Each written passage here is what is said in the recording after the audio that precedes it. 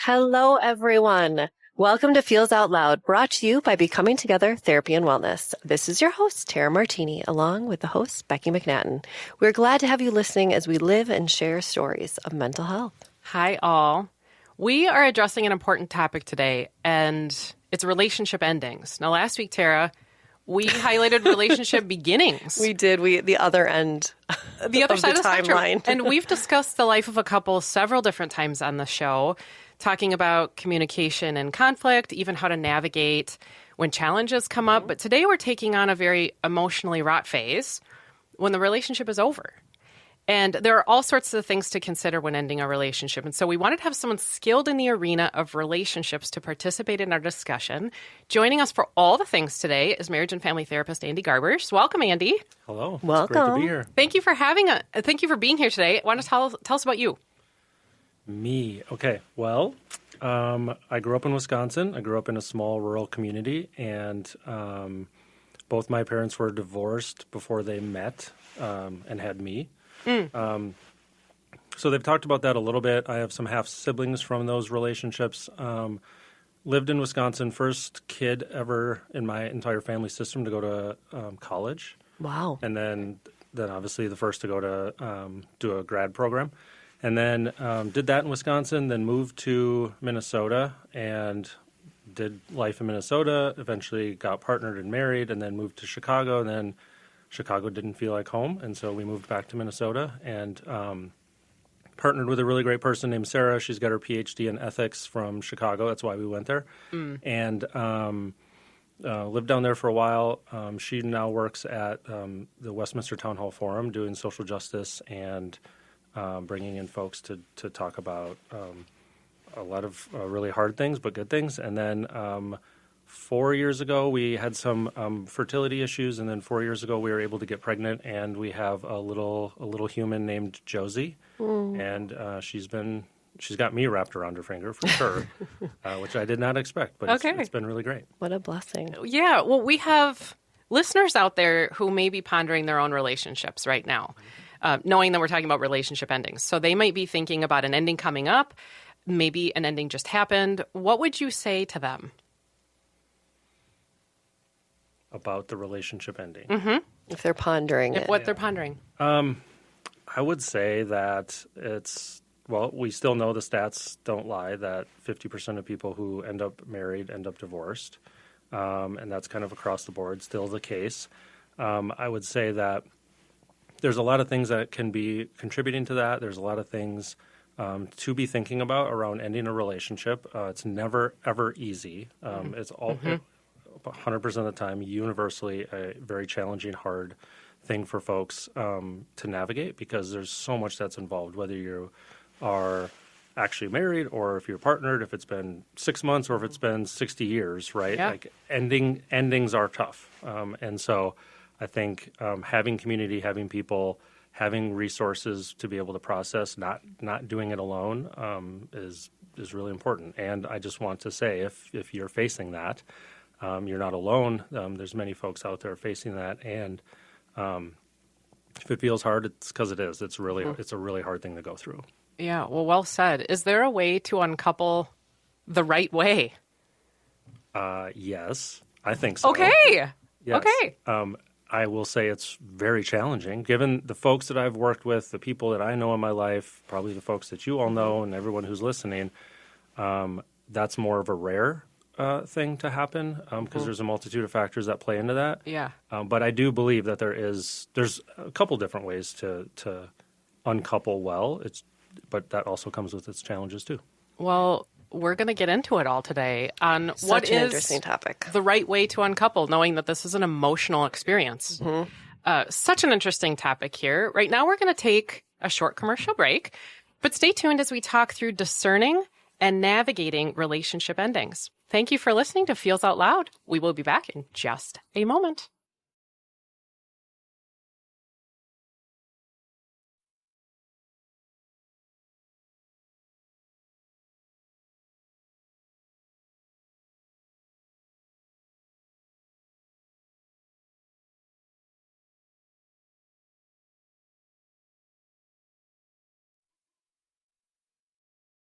Welcome back to Feels Out Loud, brought to you by Becoming Together Therapy and Wellness. I am Tara Martini, along with Becky McNattin. Let's dive right back into our discussion on healthy relationship endings. I have so many questions today. So many questions.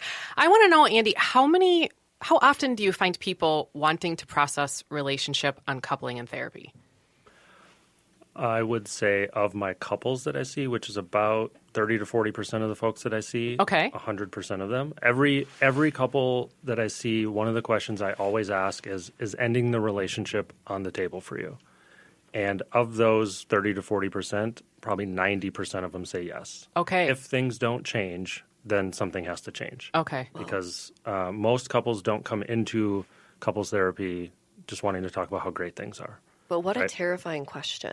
Yeah. Like, for someone Yeah. to then verbalize for the first time, like, yes, that's an Yeah, and option. it helps give a picture for how prevalent this is. Mm-hmm. How often people are pondering, thinking through, is this relationship something that I want to continue to be in? It's common. So when you said in the last segment, you're not alone in it, yes, this happens a lot. What would you say are some things someone should consider if they're thinking through ending a relationship? There's a whole host of factors. I guess everyone's got their own unique story, right? And so I think there's a matter of the biggest one that I experienced why people stay together or worry about uncoupling is kids. Yes. If they have children, sure. there's so many things. You want to make it as painless as possible for the kids. And my comment to that is, would you rather have your kids be in a 100% conflict and fighting and anger and high emotion stage 100% of the time? Or if you separate and you uncouple well, now your kids are in good environments 100% of the time, just with you two apart. Just because a lot of people, you probably hear it said, like, we're staying together because of the kids. I think that's a myth. I think that maybe that works. I have a few couples who have chosen to stay together, live in the same house, even though they're divorced or separated, because they don't want to be away from their kids, which I completely understand. I get that. And as long as they can do that well so that the kids aren't impacted, I think, again, you have to decide that if you can do that with your partner. I think finances are a huge piece. You know, if you own a house together, and especially given the market today, right? Absolutely. There's that. If you have to divide a lot of things, if location matters, how ingrained are you with each other's families? I think jobs, do you rely on the other person's income? Things like that are all a huge part of the decision to stay together or not. Yeah. Well, and I think for people who are listening who have never heard of the concept uncoupling, for people like me who have gone through the divorce process, I had never heard of this term until I became a therapist. Boy, do I wish I would have heard of this, because you're right. Getting a divorce, no matter how peaceful it is extremely difficult. A time in which having support would be lovely to have it. So just to know that we're talking about such an important topic that people may, for the first time, hear, like, wait, Right. there's marriage therapy, whether it's through a priest or a pastor or with a therapist. We hear about that all the time, preparing you for marriage. But we don't hear enough of there is therapy and there is support for when you are choosing to end a relationship, whether it be a partnership or a marriage. Right. And so I hope this provides people with a little light and hope that, like, we don't have to do this on our own. Correct. My little plug for couples is, regardless of what stage you're in, is you're absolutely right, Tara, that everyone here, well, a lot of people hear of premarital therapy. Great, that's awesome. I'm full support of that. Like, talk about the things that are going to change for you. Now you can also you can end a relationship well, just like you're trying to begin a relationship well. And I am a huge advocate for any life change, whether that's if you lose a job, if you are trying to have kids, if you have a second, third, fourth kid, every new phase of life or change brings a different dynamic that if you can talk about it ahead of time and somewhat prepare, not that you can get every idea out there that's going to happen, But being on the front end of it so that you can prepare for it is going to help you immensely. It all comes back to communication and talking to each other. Yes, Sure. which we talk on the show often about. Yes, me too. But it preps the muscle of having the hard conversations before they maybe are hard, but helping ourselves realize that those things might come up. Right. So what if, we've talked about this where we've already talked about scenarios where both people want this ending. But what about if the other person has ended the relationship, but we didn't want that? Are there things we can do to process our experience? Yes. I mean, I'm a little biased, but I would say go to therapy, right? Because it's going to then be a really lonely feeling. And do you recommend, because I'm sure people are wondering this who are listening right now, do you recommend that person individually go to their own therapist? Yes. Or the uncoupling therapist? Yes. If you can, right? And I get not everyone can. I think if you can go to a couples or uncoupling therapist to learn how to process this, to learn, I think a big piece is the why. That's a big question, right? Is like, why is this happening? What's going on? Some folks try to work really hard to try to save it, even though the other person has said, I'm done. I think an individual therapist can help immensely to say, like, to help them understand it doesn't feel like you have any control in this. And so what do you have control of, and what's the narrative in your head versus what's the reality, and just trying to make sense of both of those. But then a couples therapist, marriage therapist, whoever can help probably try to mediate a little bit in the middle to try to help gain some understanding, to gain some insight, as well as because I'm guessing that those conversations, my guess is based on what I've heard from folks, is it's not as easy to talk about it, just the two of them, without a third party there. And so the third party can ask different questions. They can offer different insight and just gauge the person who wants to end the relationship in a different way than the person. Like, when you're in it, you have a different lens. Totally. It makes you said in the last segment, it makes me think about this, that it is possible to uncouple peacefully and with respect. But why do you think it's so hard to do that? Well, if it's a heterosexual couple, toxic masculinity is a big one. It's ego, it's pride, it's I don't want to be told what I am or who I am. I don't want to. So I think a lot of it's, honestly, most of what I experience is folks who have some of that, like, inner child or that younger part of themselves that feels rejected, that feels abandoned, and I don't want to feel that, so I'm going to act out in a way that isn't maybe authentic or true to myself, because it's so buried deep inside that now it comes out because it's tapping something that hasn't been healed or dealt with. Well, and also there's a reason they got there. And a lot of it, when you get to the end, when I've worked with couples or just one of the people at the end, is there's so much resentment, right? And it's really hard to get past that. So they're both bringing in a bag full of resentment and sitting there and sorting through that, right, in order to get to a peaceful ending is a very difficult thing to do. Yeah, it makes me think about, as well, endings are grief. And so much grief in this. You're getting people who are both in grief responses and would be responding to the moment from a lens of grief, which is highly emotional and isn't necessarily predictable on how we feel. So all of that would definitely be at play and make this hard to show up as our sequencing, thinking, even intentional self. We are showing up with emotion. Well, and the trauma attached to it, right? So if are they in fight mode, flight mode, freeze mode? Well, if you think of them reacting 2 different ways so differently, how hard that would be then to communicate in an effective way, right? In a peaceful way. So Catherine Woodward Thomas, who you probably know lots about, Andy, they're buddies, created the concept of conscious uncoupling.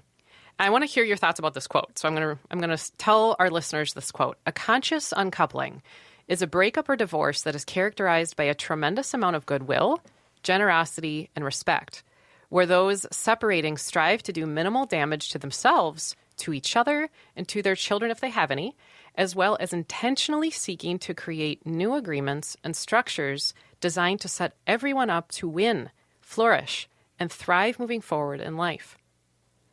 What do you think about that quote? Whoa. I think it's excellent. I'm glad you mentioned that person because Catherine, because she's the one who actually created it, and then Gwyneth Paltrow made it popular in 2014 on Goop and all the stuff, and then that got a lot of pushback for whatever reasons, right?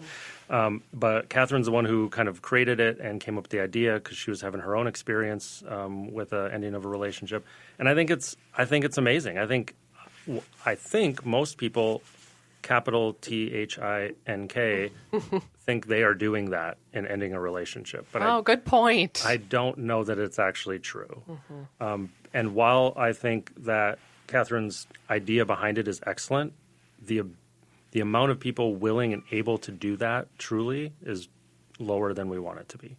Because it's going to take good stewardship from each. I think respect and honoring the other person for who they are and where they're at is going to be needed on both ends. And I think often that comes from one side, not both sides. And so if both parties aren't participating in that, it's going to be very hard to do. But ideally, that would be how all relationships end.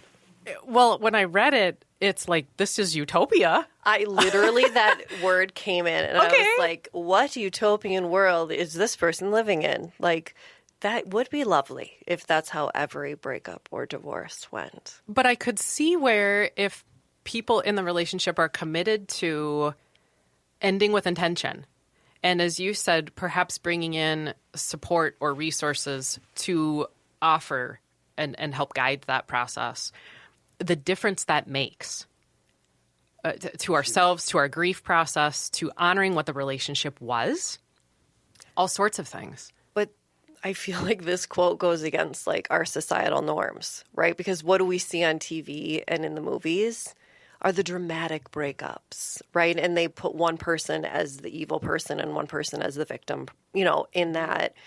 My goodness, if we could reframe it and have this be the goal and the norm, it would be lovely. But I think, this isn't how we're taught. Are there steps to conscious uncoupling?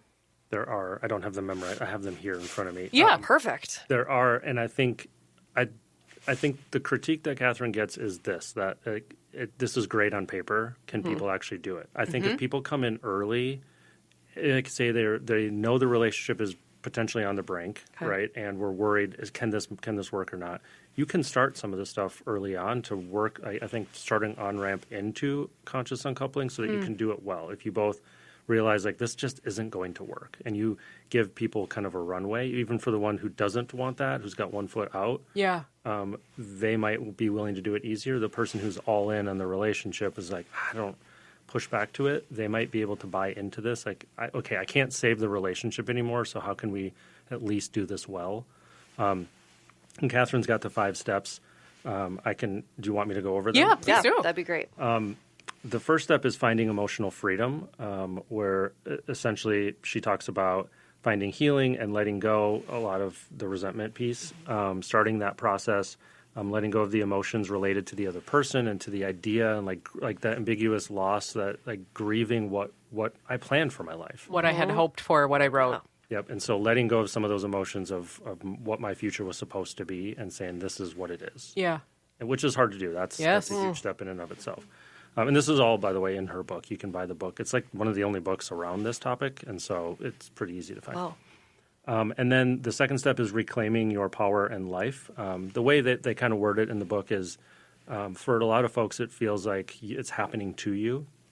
So trying to let go of that, like I'm the victim, I'm the result of this thing, and taking responsibility for the role that you've played in this relationship and what has happened around you, and being able to, rather than saying like, I never wish this, it wasn't my idea, to say, okay, this is happening now that I'm removed from the emotional side of it. What can I do? What can I control? And what steps can I do to take forward? The third step is break the pattern, heal your heart, which is this is kind of where therapy can come in. Deal with some maybe exploring some childhood wounds, attachment wounds. I'm an attachment therapist, so I work with everyone around this, and just healing. Which side note, we often find in partners what we grew up with. So you might often hear, I married my dad, I married my mom.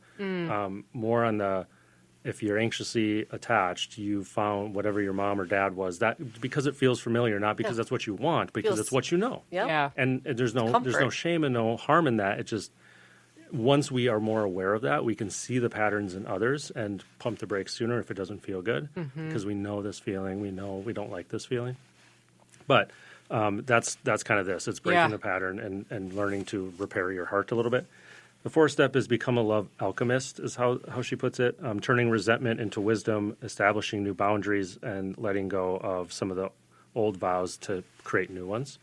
And then the fifth one is create your happily even after life, which is recommitting to yourself, establishing new agreements, creating new goals and trajectories for yourself, and making them realistic, attainable, and creating a positive future. Wow. I mean, pondering all of those things, the reframing resentment is super interesting. I can see where that would require putting ego aside, and looking at ourselves. What a gift that can be in thinking about what does this mean for relationships in the future, boundaries that I may set. I love how she says happily even after, that there is this idea of peace, contentment post a relationship ending. When so often, I get why she uses that, because so often in our culture we use happily ever after, that it just goes on and we're all great and it's in a bow and life works out. And when it doesn't, that doesn't mean the opposite of unhappiness and dismal or awful. I also liked the vow part about looking at the original vows and then, committing new ones. New ones, yes. A person named Andrew Horn, in an article from 2024, came up with what he calls the ABCs of conscious uncoupling. Would love your thoughts on them, because I thought they were really interesting. I'm just going to say the A, B, and the C. A is in his view, appreciation. B is boundaries, and C is clearing resentment. And I had several thoughts on these, but I wanted your thoughts on the three of them, Andy. Well, I'm really curious to know what your thoughts are. To me, I guess this feels like a different version of Catherine's work, right? I did not. You had introduced me to this idea. I looked it up. I thought more about it. I'm like, this is excellent. I love it. It's simple. It's easy to remember. I'm a huge boundary person. Some folks in my family call me the Great Wall of Boundaries. Probably to a fault a little bit. Okay. But I think being able to do that, again, the only concern or issue I have with this requires folks on both sides to do this. Yes. Right. And that's where I think we mostly get stuck, is if we can have appreciation for the other person, if we can set our boundaries and clear the resentment, which is huge, as Tara pointed out earlier, I'm all for it. Yeah. Well, part of what I loved about the ABCs was this idea that sometimes in linear fashion we get stuck on steps, that, I'm done with step 1 and now I'm on to step 3, and people can get upset with themselves that I feel like I'm back in step 1. When I don't think that that's necessarily what conscious uncoupling means, that there's just 5 attributes of it. But I liked how this ABCs, that these are just 3 components that are integral and vital to ending a relationship with respect. And this idea of appreciation where we could share, even holding at the same time paradoxically our resentment or anger or bitterness, but sharing with someone what we appreciate about them, how they have impacted us, what we've learned. And not from, I learned how to not be an awful human. Right. Don't bring your pettiness into it. But where we could get to that place, I actually wish people could do that in all relationships, how that would help us hold or respond to our resentment and bitterness of how we've been treated. This idea that boundaries are so required in stating needs and being explicit about this. Communication, if it's space, as you mentioned, people may have an ongoing relationship post the ending of a relationship. They may have children. They may have finances that they share. They may still interact with friends or mutual friends or family. So how they're going to navigate those and being able to say those explicitly and openly. And I don't totally know how one clears resentment. I was kind of Let us know. But I was pondering that. But like, if that would be part of the process of what does it look like to even allow ourselves to experience it. Did you have thoughts about it, Tara? Well, I did, and I feel like we ask this question anytime someone comes in, whether they're introducing a theory or modality to us. And so I have to ask you the same question, that when I'm looking at conscious uncoupling and then looking at the ABCs, it sounds beautiful and the steps we've learned so far, and you say it's very challenging. Is there an example or type of couple where this just doesn't work? Where conscious uncoupling or ABCs doesn't work? Correct. Well, I think as I had stated earlier, if both parties aren't open to it, right, it won't work. Okay. Right. I think at its simplest form, and Becky, you had mentioned this earlier too, I think if people could be in relationship and respect one another. When I work with couples, I have kind of like three things that are really important to make a relationship work well, and one of them is respect. And if you can't respect the other person, regardless of if you don't like what they're doing or whatnot, but if you can't mutually respect one another, then I don't see how this can work. Mm. So my thought when I'm looking through this is like, wow, this would be, I feel like, very challenging for a couple who's experienced infidelity. Yep.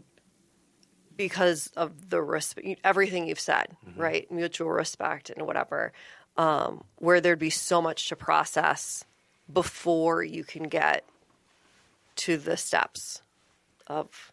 Yeah, and when I've worked with couples in infidelity or trying to come through that and stay in the relationship, I mean, that takes a long time. And so I think if there has been infidelity and they're trying to make the relationship continue to work for whatever reasons, they still love each other, whatever, and they've gone, I don't know, it's arbitrary time, a year or year and a half in therapy trying to make it work and it doesn't. I think enough time and maybe some healing has happened to understand the why. I'm a big Esther Perel fan. She does a lot of work around infidelity, and understanding where and why that happened doesn't make it okay, but understanding there's usually a reason for infidelity, for an example. The understanding the why or where this came out of doesn't heal the relationship necessarily. It kind of helps explain some stuff. I think if you go through some of that process, this could work. But if it's done right after, or if you just discover this thing happened and you're just done, right? I mean, you've lost all respect. You don't. There's no trust, which is another. You don't want to communicate because anything the person says, you're not going to believe. Sure. And so I think, infidelity is probably one of the biggest contraindications, if you will. Yeah. Well, and part of what you bring up really beautifully is people may be doing their own individual work alongside conscious uncoupling. They may be processing their own hurts, wounds, in order to show up with a space of recognizing the other person's humanity. You mentioned respect, and that makes me think about, in our line of work, we talk a lot about something called nonviolent communication. I don't know if our listeners even know what that is, but therapists talk about nonviolent communication frequently, and I would guess it shows up a lot in this particular kind of work. Can you tell us more about how this would happen or show up in conscious uncoupling? What does nonviolent communication look like? And why is it helpful when we decide to end relationships? Well, I'm a big fan of nonviolent communication in all capacity. Yeah, right. Just in general in life. Yes.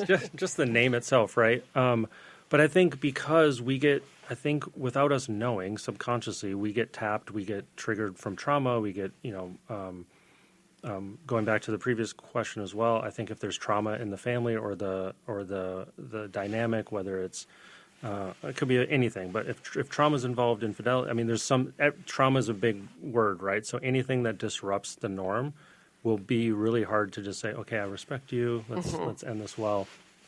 For sure. Our own stuff is going to get tripped, and whether we can stay in it and with the other person, even if that person feels like they're against us, I think our own stuff gets tripped, and our fight or flight or fawn or freeze, but in this case, fight or flight comes, and I use the window of tolerance model a lot. And when we go into our hyperarousal state, I think that's where you see a lot of the violent communication, right? And that communication is also a big word. I always ask couples to define. Everyone comes in and says, we need to work on communication.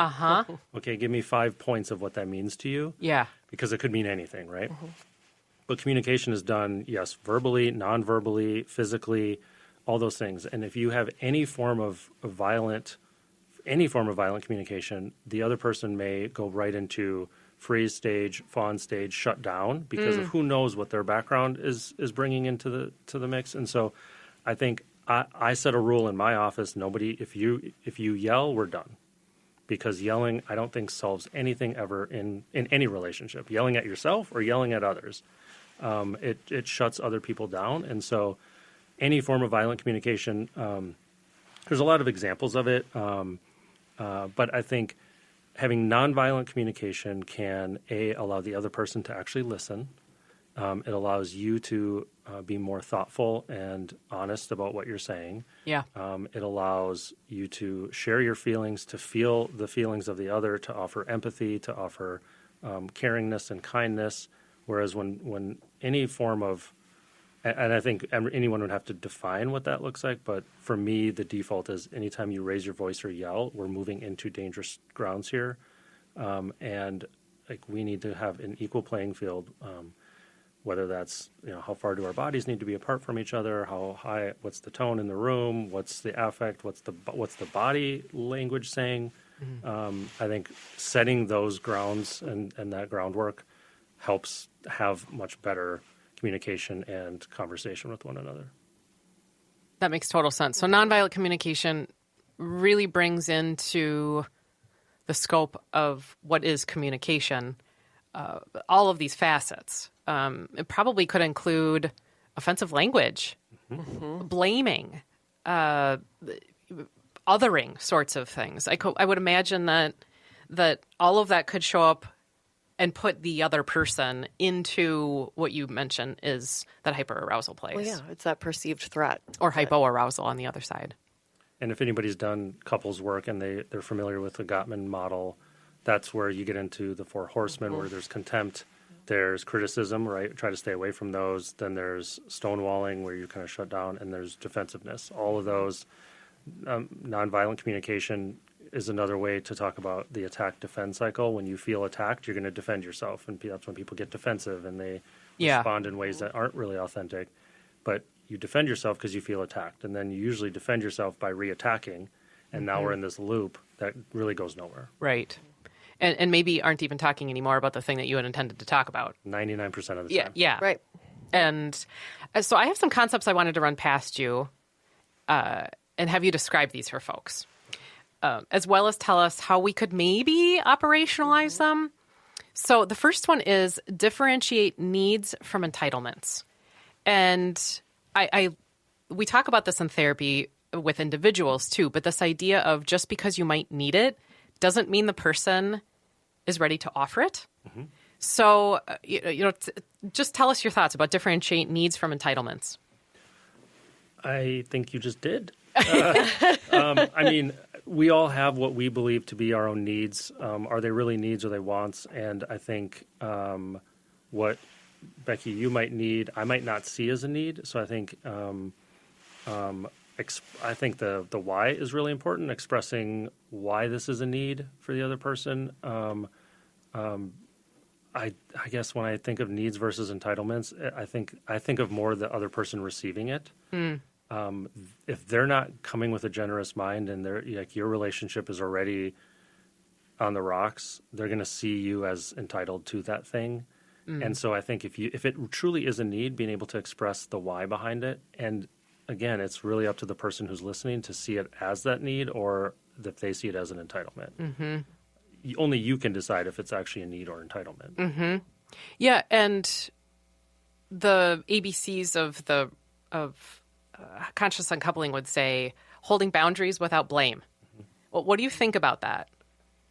Could you say more? What? Well, I would surmise highlighting what it is that we need or are looking for when we're creating new agreements, because this is post-relationship ending. What am I, as I'm reframing what boundaries look like, maybe even reframing resentment, what does it mean to do that without blaming the other person for maybe even why we're there? Mm-hmm. I think, a way to do that is, I go back to the Gottman. I love I statements. So when you're naming a boundary, they do go powerfully. They are, yeah. Yes. Because it's hard to argue with somebody when they talk about how they are feeling. Not you make me feel, but I feel this way. I have this boundary because this is why it's important to me. Not I have this boundary because you always do this. Well, because then there's the blame. There's the blame. Yep. Yeah. I'm blaming you. You are the problem. That's why I have to set this boundary. No, I set a boundary for myself to keep myself safe. So keeping the safety, I think, peace in mind helps you set the boundary because this is what you need to do for you, not because of anybody else. Yeah. Yep. That makes so much sense to me. The last concept was this idea of separation as ritual, not just a process. And I was so struck by reading about this recently that we honor beginnings all the time in our culture. Weddings, showers, housewarmings, things in the life of a relationship. But endings are silent. They are. And how can we acknowledge endings meaningfully instead of with avoidance? I can imagine that's so isolating and grief-stricken for people. So just what would you say about separation as ritual? Sure. I'd be curious, Tara, I don't know fully, well, I don't know much of it, but like as your relationship ended, the comments that you got from people, right? So when things end, a lot of times people are like, oh, I'm so sorry. What if this was really good for me? Like we make up a lot of assumptions. And so if we can do separation as a ritual, and I try to do this in my couples work, I tell them, my job is not to keep you together. My job is to help you figure out what you want. Some of the work I do is discernment work, where people are in the process of deciding, do we want to stay together or not? And in that in itself is a ritual of a process, because it's a stepped process. But I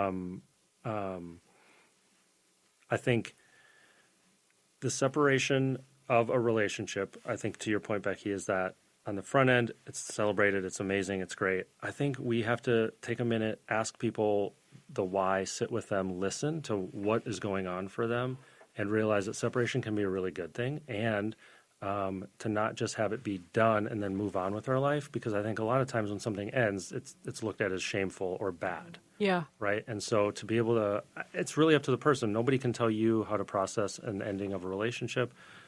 You have to decide how much you want to share and who you want to share that with. But the more honest you can be about it and saying, like, I'm doing this for myself, or even the real vulnerable of, yeah, I wasn't showing up well in the relationship for this person, and I get why they had to leave. But you have to know yourself and be comfortable with yourself really well, to not go into an ego place, a shame spiral, to be able to be honest with yourself and to say that I didn't want this to end this way, whichever side of the ending you're on, but I get it. Like, I get that this is the process that we needed to go through, and I am creating new rhythms, new pathways forward, a ritual in itself of how I'm making this be okay, even if it wasn't what you wanted. Like, you get to decide how you do that going forward. And there may be some bumps because the other person may not be as willing to want to end a relationship. Yeah. But that's where boundaries come in, and you get to decide who's going to be invited into that, what road, what pathways you want to take into that. Yeah. And I think mostly that is done with other people. Well, that makes so much sense to me. And of course, I think us in this room have bias that pain is owed space, and there can be ritual around pain. Writing letters to ourselves, talking with ourselves, these things about the endings are filled with the emotion and the grief around that. The pain gets space just like happiness and joy does too. There's something sacred about it. There's something sacred about that. So much to think about here. We're headed to another commercial break, but when we come back, we're going to talk through questions from you, all our listeners. Feels Out Loud will process your thoughts in just a moment.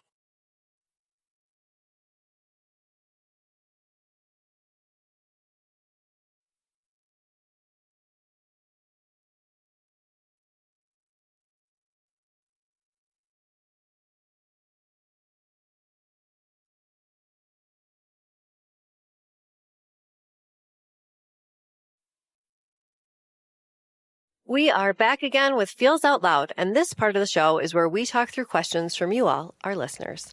If you have a question related to mental wellness, sharing feelings, or topics for each week that you would like us to process through, please visit our website at becomingtogethermn.com and find the Feels Out Loud page to submit a question directly, or email us at contact@becomingtogethermn.com. Of course, follow us on social media as well. We really do want to hear from you and what you are wondering about. And Tara, we've had some people who are pondering uncoupling. Yes. And relational endings. So to all of you who are pondering that or thinking through it, we're right there with you. We had a listener who asked us a pretty deep question. How can I manage my feelings of resentment and huge anger to foster a peaceful ending? I have no clue how to do this. Andy, I want you to start. What would you say to this person? I would say, first, give you credit for being honest and voicing this. Well said. It's not easy. None of this is easy. It's not supposed to be easy. It's not what anyone wants. And so I believe that one of the few ways to really get through resentment is forgiveness. And before everyone's like, nope, I can't do it. I'm never going to forgive this person. I think forgiveness has gotten a bad rap of what it's supposed to be. And I don't know. I'm in this world all the time, right? So I'm constantly thinking of it. And the more I talk about it with clients, they are really kind of confused by my view of forgiveness, where it's entirely about you. It has nothing to do with the other person. It's not forgive and forget. It's not condoning. It is purely about you, so you can move on with your life. And so finding ways, and it's not going to be overnight. That is a process and a journey to get to a place where you can forgive the other person. They don't even have to know you forgave them. Right. Most of the time they won't, because they don't deserve it, honestly. But I would say that having spaces, obviously therapy is one of those, having a supportive community if you have people in your life that you can process this with, even if it's one or two, because you're not going to want to talk to 25 people about this stuff. It's heavy, it costs a lot of energy, and you need space away from it sometimes too. I think that's another one, is giving yourself space away from this sometimes, giving yourself permission to not think about it all the time, and even to say, you know what, I'm going to schedule this. I'm going to schedule from 6 to 7 tonight to be angry, to be resentful, and to be upset, and then I'm going to try to, keep it externalized and set it on a shelf and enjoy this TV show. Because tomorrow morning I'm going to wake up and it's going to be there, and I'm going to give myself permission tomorrow to do it. So it's a lot of mindfulness, maybe some meditation, finding ways. The other thing I would say, but I'm curious to hear from you all too, is it's going to bring up a lot of energy, and that energy has to go somewhere. So finding ways to burn that energy. Good point. So getting outside, especially now that the weather's nice. I also love when it's cold, because that quick temperature shift helps regulate your body and your nervous system. But burning that energy, if it's working out, if it's doing 25 jumping jacks as fast as you can in your house just to get it out. Acknowledge the resentment and acknowledge the anger. Yes. Yeah, I would say, listener, maybe ask yourself, it's just going to be one quick statement from me. What did we create together that was good? In addition to resentment gets to have its place. What else was there? And that doesn't mean we're negating the resentment or anger. It means that you might also challenge yourself in order to hold or foster the peaceful ending. What did you create that was good? And what I would add to it is just, I think sometimes when we're in that situation, it's that idea of you can still acknowledge, yes, what they did was bad, and you don't have to be angry. I think sometimes if you think, if I get rid of the anger, then I'm saying it's okay what the person did. Yeah. If I forgive, then I'm saying it's okay what the person did. Oh my goodness, no, it doesn't. No. It's okay to sit in peace and still know what they did was wrong. We're at the end of our show already for today. Thank you for listening, everyone, this morning. Join us next week as we explore the idea of weaponized gratitude. And in the week ahead, be kind to yourself. Remember, everyone, connection fosters wellness, and your voice is one that the world around you needs to hear. Share yourselves, friends.